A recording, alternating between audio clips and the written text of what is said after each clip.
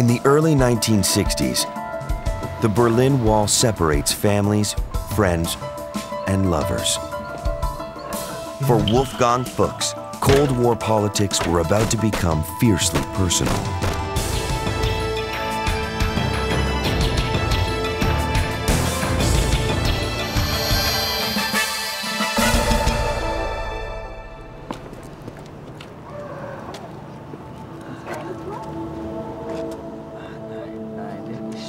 Wolfgang Fuchs and his fiancée Selina were typical young Berliners.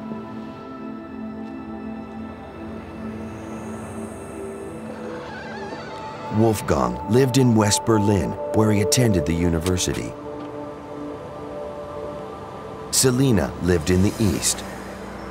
Like many young couples, they had to plan their future around a country divided by Cold War politics. In 1952, East Germany had officially closed the borders.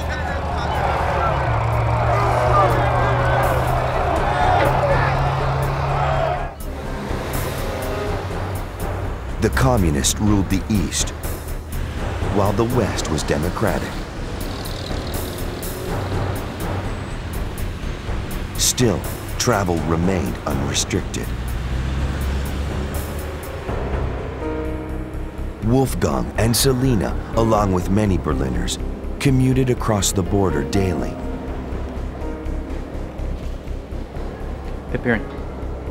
But as democratic West Germany prospered, communist East Germany suffered shortages. The consequences were inevitable. Throughout 1960, 200,000 East Germans defected to the West. The East German government knew they had to act, and act fast. Continued defections would devastate an already depressed economy. Maria Noki, a former resident of East Germany, now works for the Documentation Center for the Berlin Wall. It was very evident that something had to be done to stop the escapes from East Germany.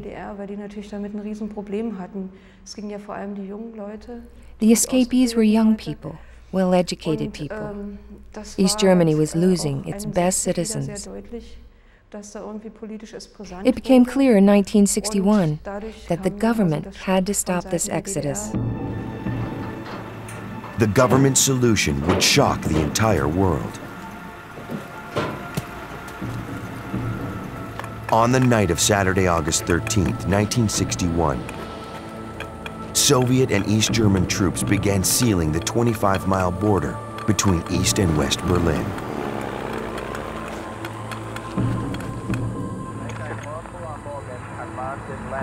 Like everyone else in Berlin that Sunday, Selina awoke to terrifying news. According to news reports on the radio, travel between East and West Germany was now blocked.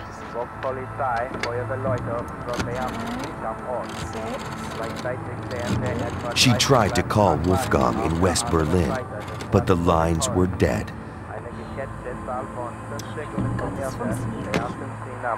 Klaus Klein remembers hearing the news. It didn't seem like a big problem.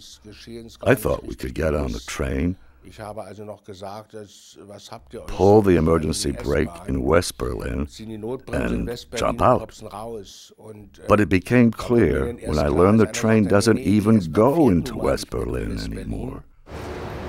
The East Germans had blocked all train travel and the 95 streets connecting the two parts of the city. Wolfgang Fuchs and Selina were now separated by armed guards and barbed wire. He knew he had to move quickly if he was to rescue Selina.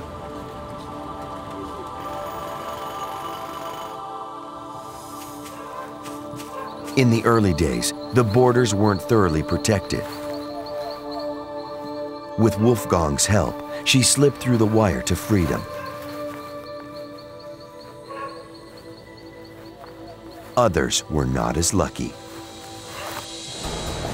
the border became more dangerous. Still, the escape attempts continued. Haag and Kosch guarded the border in East Germany in 1961. Und so sind die Menschen zu Hunderten einfach über den People simply crossed the border by the hundreds Wege kannten, über Hinterhöfe, durch Gärten. because they knew ways through backyards and fields that couldn't be observed.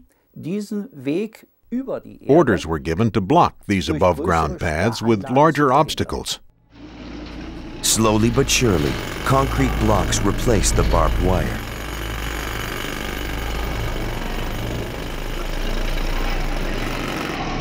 Within a few weeks, it became painfully clear that the Berlin Wall was there to stay. Eva Klein, a citizen of East Germany, was concerned. No one knew the wall was going to be built.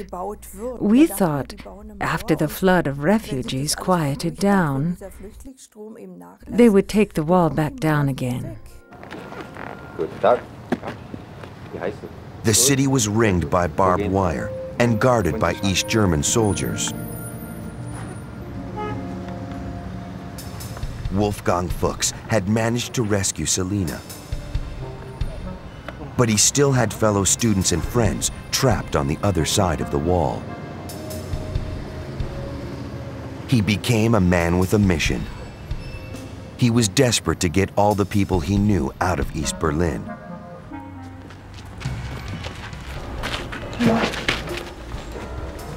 But crossing the border had become a nightmare.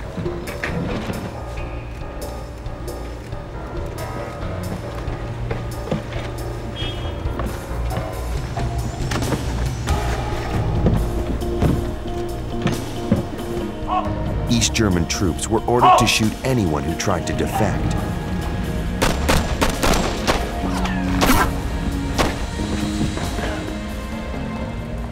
Within weeks, a dozen people were killed as they attempted to flee to the west. So kommen dann die Leute auf die Idee, People decided that it was no longer possible above ground. Death was too great a risk. So they sought other ways, other alternatives. The deaths frightened everyone, but it hardened the resolve of men like Wolfgang Fuchs and his friend, Wolfgang Kockrow. Kockrow shared Fuchs' hatred of oppression. Ich war so voller Zorn und so voller Abwehr gegenüber diesem System. We hated the communist system. The wall just confirmed that 17 million people were living in an internment camp. Noch bestätigt hat, dass jetzt 17 Millionen Menschen wie in einem They couldn't laugh at the wrong place or at the wrong time. Sie müssen essen, was es gibt. Sie können nicht lachen an der falschen Stelle. They couldn't trust anyone, and they couldn't say what they wanted.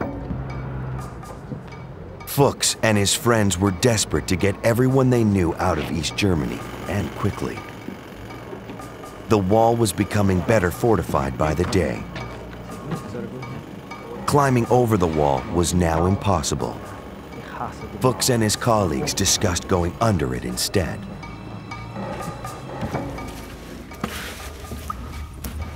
They studied the sewer tunnels that crossed the border, but the East Germans had already sealed them. It was at that time, in 1962, that younger people, students, started looking for other ways across. They came up with the idea of digging tunnels. Tunneling under the wall was a bold but dangerous plan. The risk of discovery was huge. East German spies were everywhere. They prowled West Berlin, listening for conspiracy plans.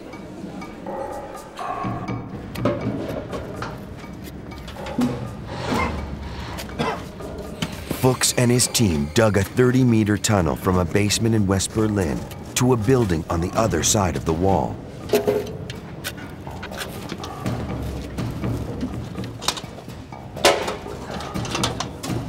Once the tunnel was declared safe, Fuchs began bringing people through.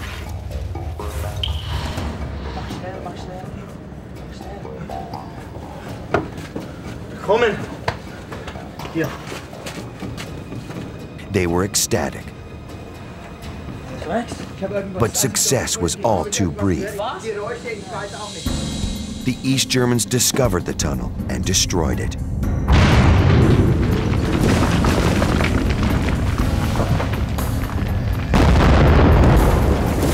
They had successfully stopped the influx of defectors through the tunnel. But they had not stopped the man who built it, Wolfgang Fuchs.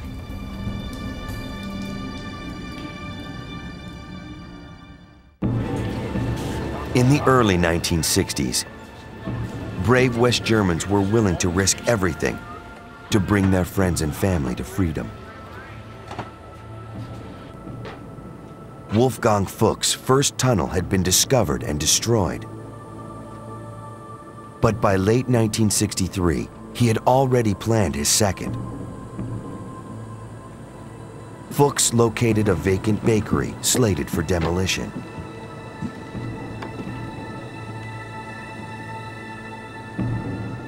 Secrecy was essential. East German guards watched for signs of escape. Discovery meant imprisonment or death.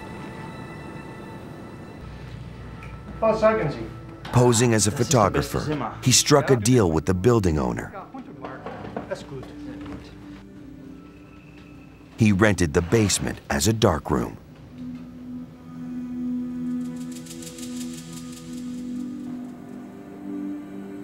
The bakery was in full view of the East Berlin watchtowers. Fuchs and his men would have to keep a low profile. The tunnel diggers would live in the basement for the duration of the mission. Fuchs also made certain that everyone who worked on the tunnel had friends or family in the East. That way, no one would inform on them. With his security in place, Fuchs now faced the sheer physical challenge of the task ahead. The no-man's zone around the wall had been widened. They would have to dig a tunnel 145 meters long to reach an abandoned building in East Berlin.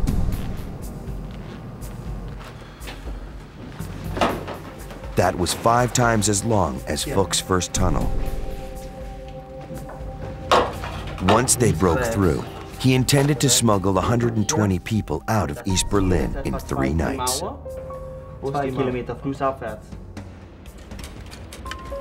Excavation would take months.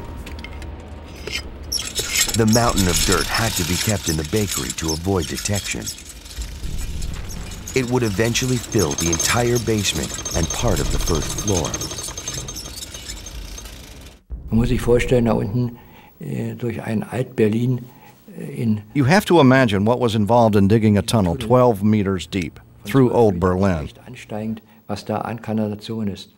There were old sewage systems, old electrical cables, foundation wires. It was difficult work.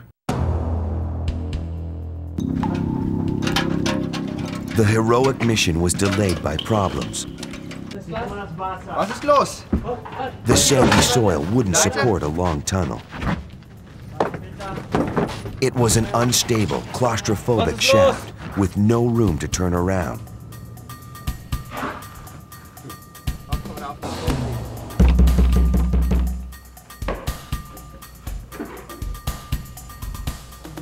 They needed lumber to shore up the walls and ceiling. It was smuggled in under the noses of the East German guards.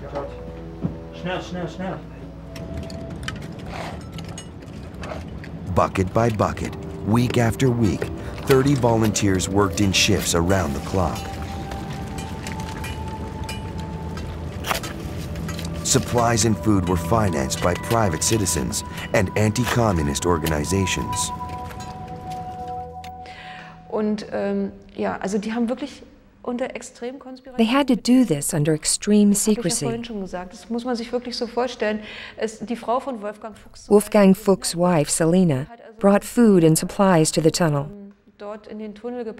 She always arrived with a man, acting like a pair of lovers so they wouldn't be noticed. As the tunnel grew deeper, so did the danger. Ventilation and artificial lights had to be brought in for the workers. The air underneath was so thin that it would extinguish your cigarette.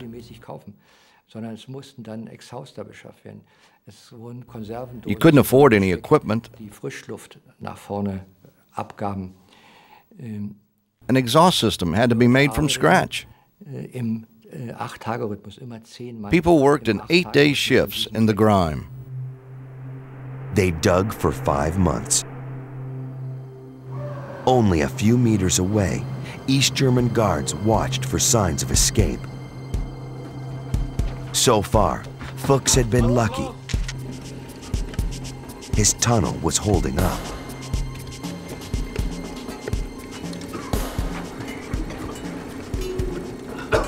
The tunnel now stretched to over 100 meters. But the work seemed never ending.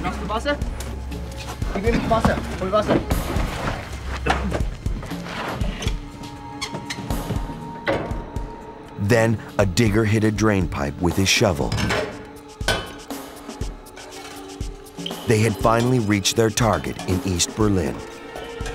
From here, they would simply follow the pipe to the surface. The crew was elated.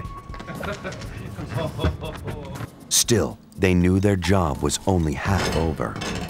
The real danger lay ahead. The most dangerous time for them was the opening of the tunnel on the east side, because they never knew if the State Security Service was informed about the existence of this tunnel, and whether the Stasi were awaiting them in the basement to arrest them. On October 2nd, Fuchs used a dummy to see if East German rifles awaited him on the other side.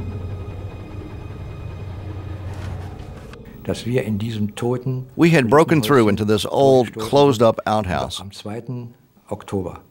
The tunnel was opened on October 2nd. It's difficult to describe the tension we felt when we reached the end of the tunnel. Once they determined the coast was clear, the team embarked on an awesome task. Fuchs and his diggers had already compiled a list of friends and loved ones they intended to liberate from East Germany.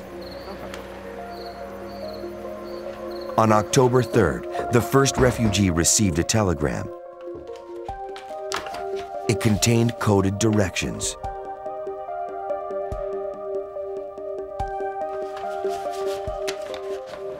As instructed, he went to the train station and studied the timetable.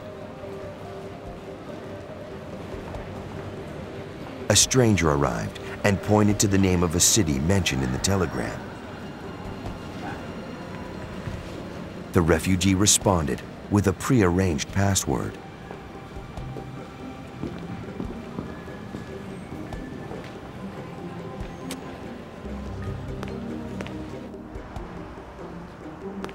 He was then led to the building that hid the mouth of the tunnel.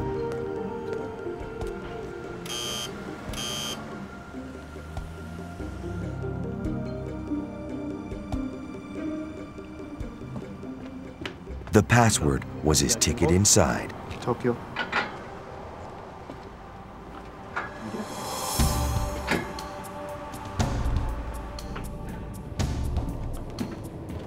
At the last possible moment, the team revealed the tunnel itself.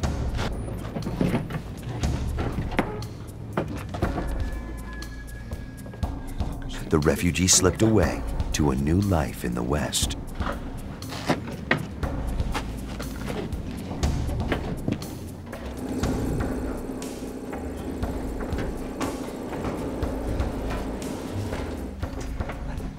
28 East Berliners escaped through the tunnel the night of October 3rd, 1964. The next night, more would come, including 32-year-old Klaus Klein, his wife, and their 3-year-old child. By what method we would be led to the West, I did not know. I have to admit, I hoped secretly that we would be given a false passport and allowed to just walk through the border. But I had no idea that it would be a tunnel. It would take the refugees between 10 and 30 minutes to crawl through the dark, wet passage. But West Berlin and hope lay on the other side.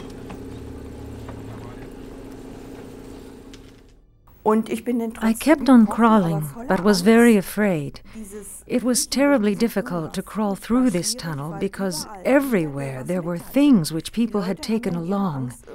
In their fear, they did want to take some things with them, but dropped them on the way, and we had to crawl over all of these things. Once they reached the West, the refugees were cleaned up. They had to be presentable on the street. When they left the bakery, they emerged as free Germans. There was crying and hugging. There was an indescribable feeling of happiness and joy. People were hugging each other. Some of the people were relatives that had not seen each other for a very long time. Over the next 48 hours, 23 men, 31 women, and 3 children crawled to their freedom on their bellies. But Wolfgang Fuchs knew that with each person who disappeared from East Germany, the danger of discovery skyrocketed. It had taken 6 long months, but Wolfgang Fuchs had realized his dream of building a tunnel to freedom. On October 5th, that dream would turn into a nightmare.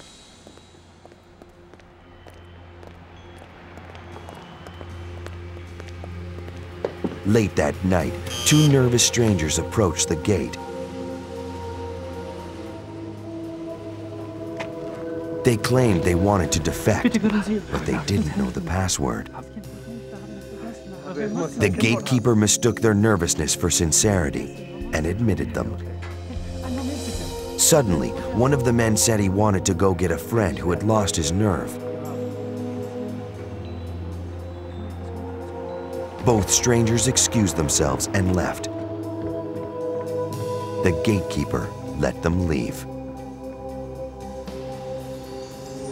From his observation post on a nearby rooftop, Wolfgang Fuchs spotted trouble. The 2 strangers had returned. They were accompanied by East German border guards armed with submachine guns. Frantic, Fuchs tried to warn his friends of the approaching danger, but his radio failed. The East Germans went straight to the building that housed the entrance to the tunnel.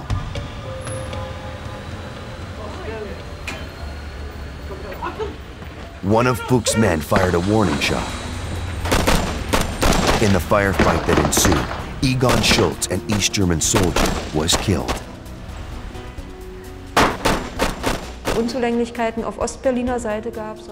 It was always claimed in the East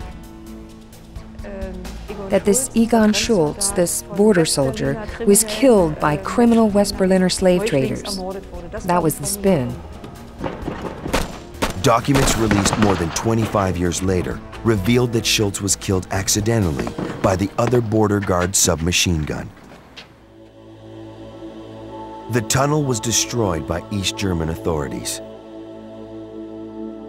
In West Berlin, it earned the nickname Tunnel 57 for the 57 who dared to make the journey. In its 2 days of operation, it was the most successful escape route of its kind. Wolfgang Fuchs continued to help people escape until the early 1970s. He lived under the constant threat of capture until the wall came down in 1989. he now enjoys a quiet life. His courage helped reunite hundreds of friends and family separated by the Berlin Wall.